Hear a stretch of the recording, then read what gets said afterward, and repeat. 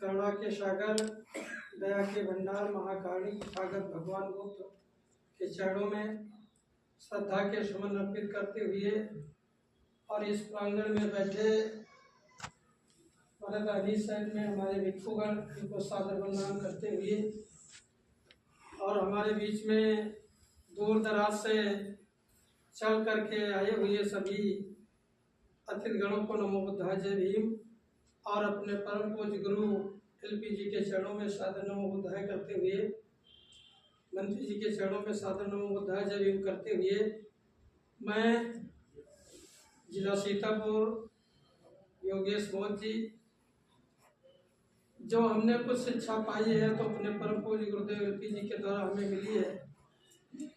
तो आज ये जो विषय, जिस विषय पर चर्चा की जा रही है, तो जो हमारे जितने भी इस मिशन को आगे बढ़ा रहे हैं, जितने भी हमारे कार्यकर्ता दूर दराज से आए हुए हैं, तो उस पर सभी लोग गहन अध्ययन करिए कि जो ये चीज़ परोसी जा रही है, जो अभी आप लोगों ने देखा कि किस किस तरीके से मंच पे झांकियां हो रही हैं, इससे जो हमारे यहाँ देखिए जब कथाएं होती हैं तो उसमें बच्चे भी बैठते हैं, बेटियां भी बैठती हैं, बहुएं भी बैठती हैं। इससे जो उनकी मानसिक दृष्टि है वो किसी ना किसी तौर तरीके से उसको उनका तौर तरीका भी बदल रहा है। तो इसलिए हम यही चाहते हैं कि ये जो सीधे हम ये झांकियां ना कराकर सिर्फ सीधे जो हमारे बाबा साहब और हमारे महापुरुषों का जो संदेश रहा, जो हमारे भिक्षुओं का संदेश रहा, जो हमारे बाबा साहब का संदेश रहा, आज जो भिक्षुओं का जो संदेश है वो समाज में सभी कथावाचकों के द्वारा प्रसारित किया जाए, ताकि ये हमारा जो अपना समाज है ये स्वच्छ और निरपेक्ष बन सके। और जब तक हम ही नहीं स्वच्छ होंगे, आप भी नहीं स्वच्छ होंगे, हमारे बहुत भिक्षु ही नहीं स्वच्छ होंगे, तो हमारा धर्म कैसे स्वच्छ होगा। जबकि भगवान बुद्ध को लाइट ऑफ एशिया यानी लाइट का प्रकाश भी कहा गया है, प्रकाश का दीपक भी कहा गया है और ज्ञान का भी दीपक भगवान बुद्ध को बताया गया है। और जब ज्ञान का दीपक ही अंधकार में चला जाएगा तो फिर प्रकाश लोगों को कहां से मिलेगा। इसलिए जो अभी जिनको जानकारी नहीं है बुद्ध के बारे में, तो वो अपने धर्म गुरुओं के अपना प्रशिक्षण लें और उनसे अच्छे ज्ञान की प्राप्ति करें। भगवान बुद्ध की जो त्रिपिटक ग्रंथ है उसको ग्रहण करें, जो उसको जो अध्ययन करें। बाबा साहब का लिखा हुआ जो ग्रंथ है भगवान बुद्ध एवं उनका धम्म, उसको अच्छे तरीके से पढ़िए। और जब हम अच्छे ज्ञानी होंगे, जब अच्छा हमारे अंदर ज्ञान होगा, तो हमें झांकी दिखाने की जरूरत ही नहीं पड़ेगी। झांकी दिखाने की जरूरत ही नहीं पड़ेगी। जब लोग तुम्हारे ज्ञान से आकर्षित हो जाएंगे तो हमें मनोरंजन की जरूरत ही नहीं पड़ेगी। तो इस पे सभी लोग विचार करिए कि ये जो कुरीतियां फैल रही हैं आखिर ये कैसे रुके, कैसे थमे और कैसे एक स्वच्छ समाज का कैसे निर्माण हो सके और ये भगवान बुद्ध के धम्म को हम लोग कैसे बचा सके।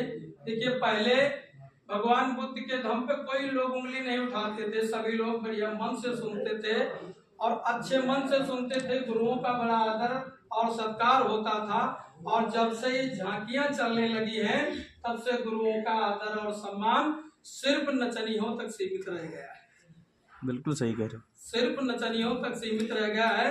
जितनी कदर नचनियों की होती है उतनी कदर ऐसे गुरुओं की रह गई है। तो अब हम यही आप लोगों से और सभी जहाँ तक जैसे भैया लोग हमारे वीडियो बना रहे हैं, तो ये वीडियो समाज में प्रसारित करें और जो है जहाँ तक उन सभी लोग अपने अपने क्षेत्र में वीडियो को भेजें। और ये जो कुरीतियां फैल रही हैं समाज में, इनको ये हमारा केवल अकेले का जिम्मा नहीं, हम लोग ये नहीं रोक पाएंगे। जब सभी लोग साथ में होंगे, सबसे तो पहले अहम मुद्दा ये है जब हमारा समाज हम लोगों के साथ होगा तभी ये कार्य रुक पाएगा।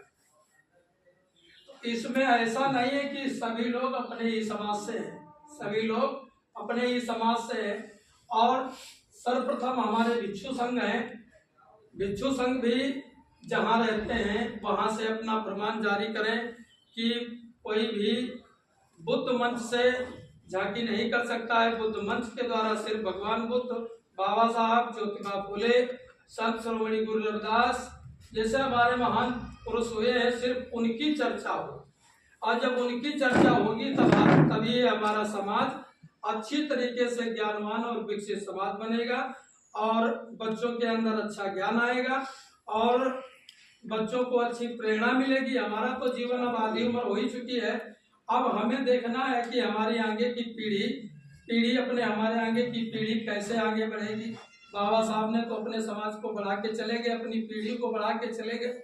अब हम लोगों को ये देखना है कि हम अपने समाज को आगे कैसे बढ़ाएं, कौन सा दिशा निर्देश दें जिससे हमारे समाज में संगठन बना रहे, समानता बनी रहे, करुणा बनी रहे, प्रज्ञा बनी रहे।